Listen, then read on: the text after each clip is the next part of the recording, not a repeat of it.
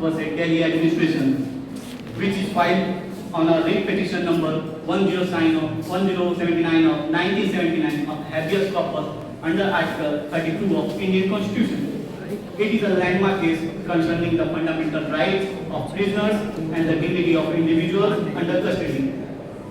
This moon before this court seek to examine whether the practice of handcuffing under 12 prisoners amount to a violation of constitutional guarantees enshrined under Article 21, which secures the rights of life and personal liberty, and Article 14, which ensures equality before law. This case brings into sharp focus on the balance of state responsibility to maintain security and individual rights to live with dignity, free from arbitrary and degrading restraint.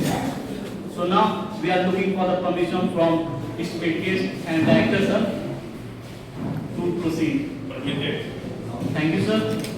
If there are any flaws, we are pardoning of that.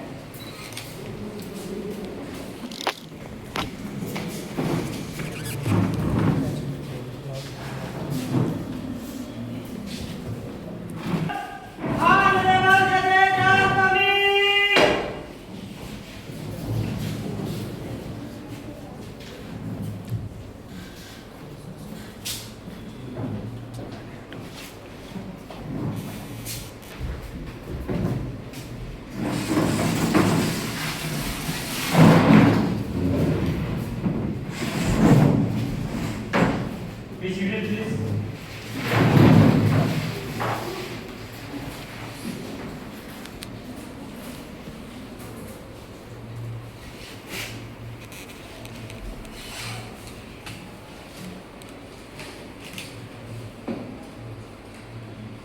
प्रेम संघ सूत्रा versus Delhi administration पर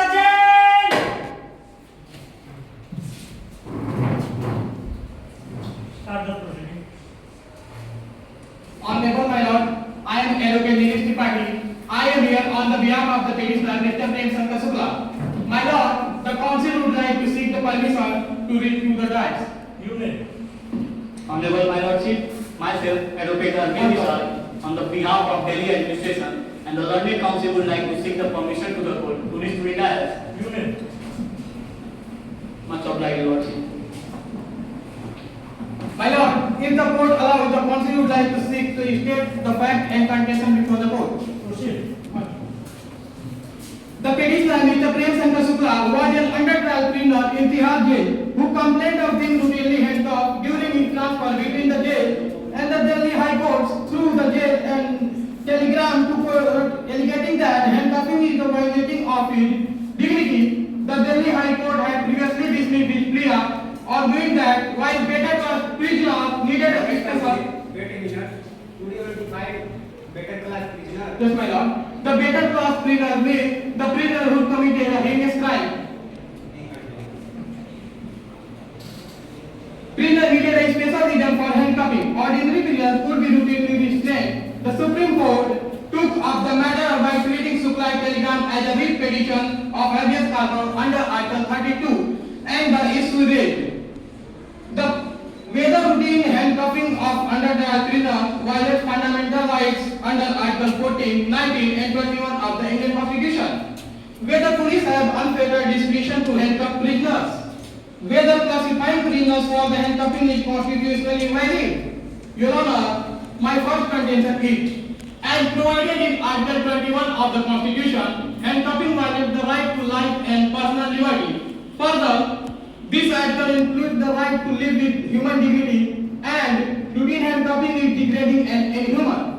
Handcuffing under trial presumes innocence, prejudice, and punishes them before conviction, violating justice principle. Arbitrary use of handcuffs without justification violates Article 21's requirement for a just, fair, and reasonable procedure. My lord, in a case of Megha Gandhi versus Union of India, on page number 21 of the given file, Article 21 has defined in a wider sense. In a similar case of Sunil Batra versus Delhi Administration of 1978, it is on the page number 23 of the submitted file. has clearly mentioned that the court led that fettering and handcuffing are not to be used routinely. Such treatment violates the right of dignity under Article 21 of the Constitution.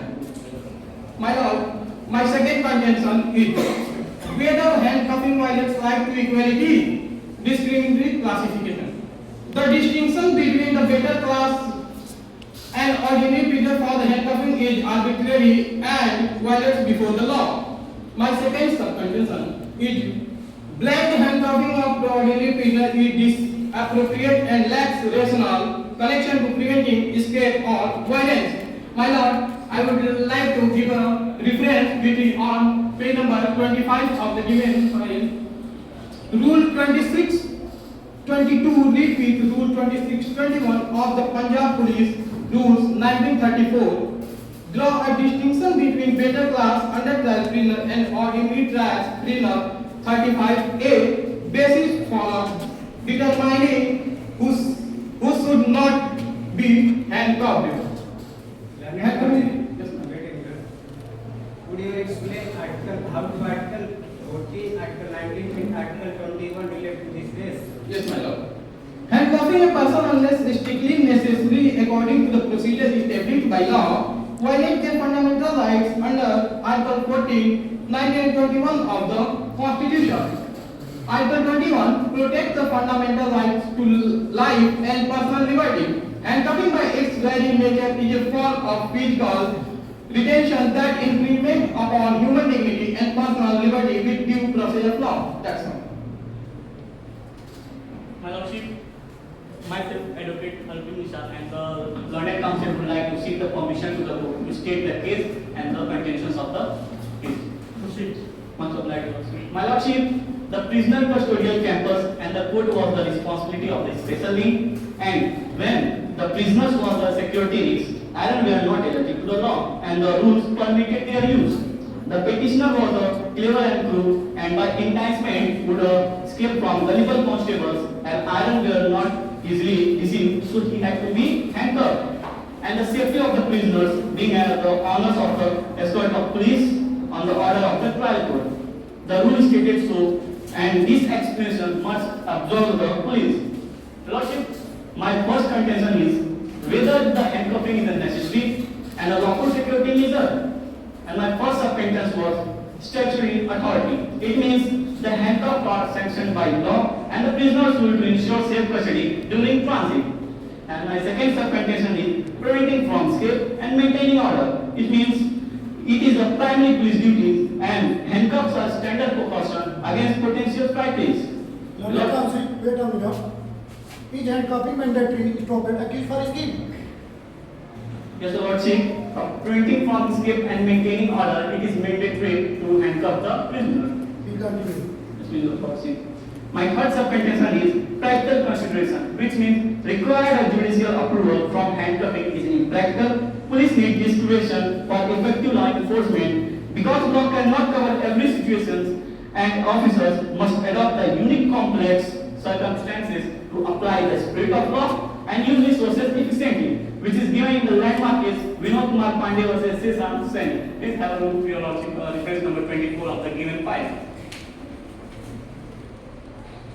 My Lordship, according to section 43, subsection 43(3) of the Bharatiya Nagrik Suraksha Samhita 2023, the police officer or other person making the same shall actually touch or confine the body of the person to the arrested unless there be a submission to the custody of by word or action.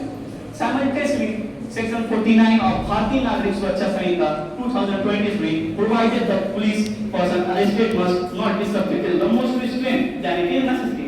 The Lordship, from making the responsibility of both sides from states and the other side, section 9(2)(e) of the Prisoner Attendance in a Court Act 1995 empowers the state government to make rules providing for the escort of police person confining the person to and from which their attendance is required for the custody.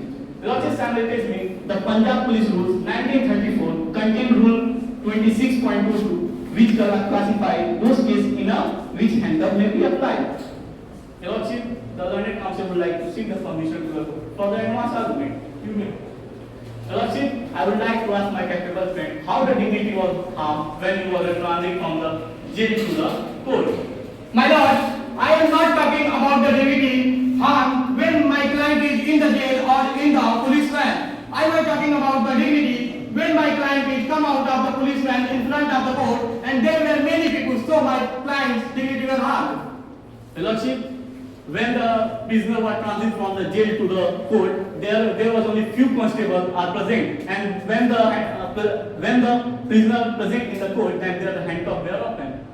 My lord, I would like to tell my opponent friend that my client had, there were only two gullible constables. Only the handcuffing is a precautionary measure to stop him. Yes, Your Lordship, only handcuffing is the primary facie and it is used to prevent the How can you say that dignity was not harmed? because, Your Lordship, there is only few gullible constables, and when they transit the prisoner from jail to the court, and when present in the court, then there was no handcuff were sanctioned. Objection, my lord.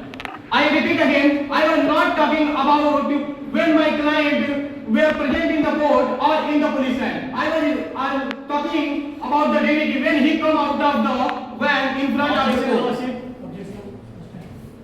Your Lordship, under Article 21, he is taking a plea of Article 21 of dignity. Under Article 21 of Indian Constitution, it is stated that no person shall be deprived from his life and personal liberty except the procedure established by law. Objection, my lord. Objection overruled. Here, no person is used in a word in a very situation. Like in our Domestic Violence Act in 2005, there is a use, no person used for the women. So it is based on the situations. That's my point, my lord. He said that in Article 21, there should be no person shall be deprived of his personal life and liberty. In no person, my client has also fallen it. And other, he quoted a case, Domestic Violence Act 2000. Objection, Your Lordship. Objection overruled. I call it is not relevant to this case, my lord. It is relevant to the case, my lord. No person is used in a very situation, and in a Domestic Violence Act 2005, the no situation term is used for the only women, not for the everyone. Objection, my lord. Objection sustained.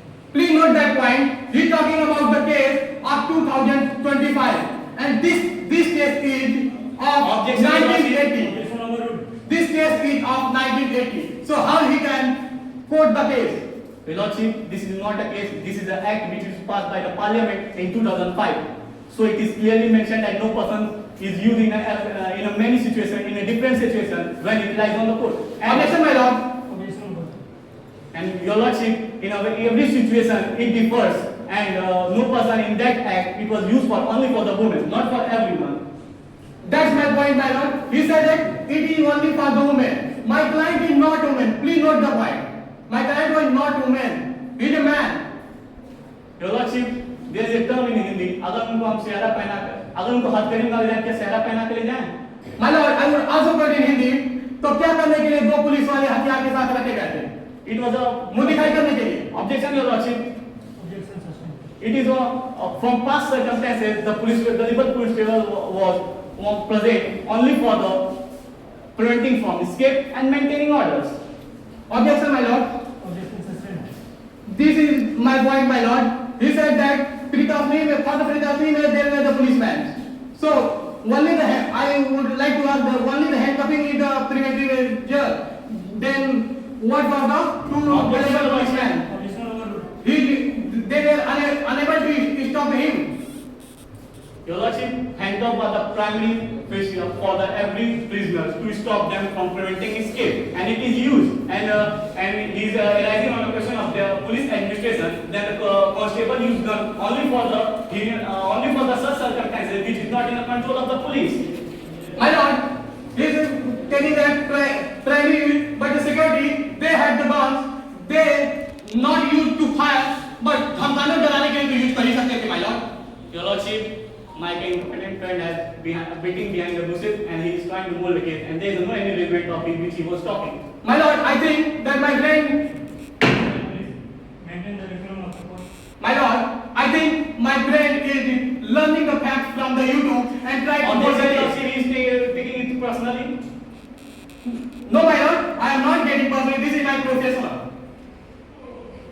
Your Lordship, I am directing my case and the learned counsel would like to seek the permission to the court to state the prayer. Start. Wherefore, in the light of facts stated, issue raised, argument advanced, and the authority seated, the counsel humbly pleads before your Lordship to dismiss this appeal on the passage of any other such order which is contrary and defeating the light of justice, equity, and in a good consent to which the counsel shall forever be duty bound to. It is humbly submitted by the counsel appearing on the behalf of respondent. Your Lordship, the learned counsel would like to seek the permission to the court to reach my place. You may. My lord, through resting my case, the counsel would like to seek the permission to state the prayer before the court.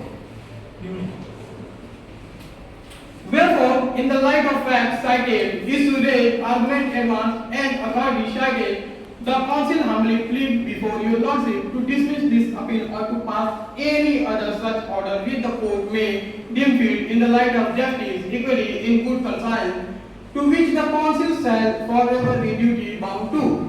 It is humbly submitted by the counsel appearing on behalf of the petitioner. My lord, the counsel would like to seek the permission to read my place. You may.